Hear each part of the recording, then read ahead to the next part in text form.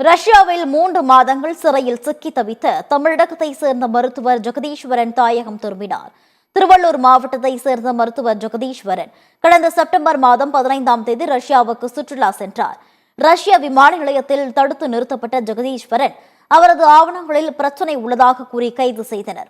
இதையடுத்து சிறையில் அடைக்கப்பட்ட அவர் மத்திய அரசின் முயற்சியால் சிறையில் இருந்து விடுதலை செய்யப்பட்டு நேற்றிரவு சென்னை திரும்பினார்.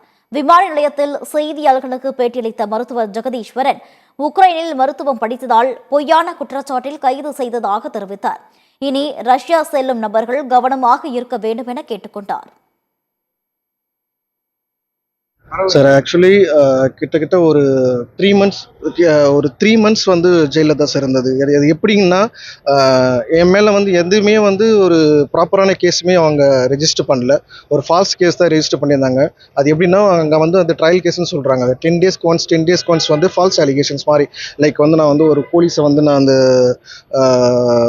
தப்பாக பேசிட்டேன், அவங்க சொல்கிறத நான் வந்து ரெஸ்பெக்ட் பண்ணல, அவங்கக்கிட்ட இருந்து நான் தப்பிச்சு ஓட பார்த்தேன். அந்த மாதிரி ரோட்டில் வந்து நான் நின்றுட்டு இருக்கும்போது ஒரு போலீஸ் வந்து என்கொயரி பண்ணுறப்ப அவங்க நான் ஒத்துழைக்கல. அந்த மாதிரி ஒவ்வொரு 10 days சொல்லி ஒரு 3 months கிட்ட வந்து என்னை வந்து ஒரு ஃபால்ஸ் அலிகேஷன் கேஸில் தான் வச்சுருந்தாங்க.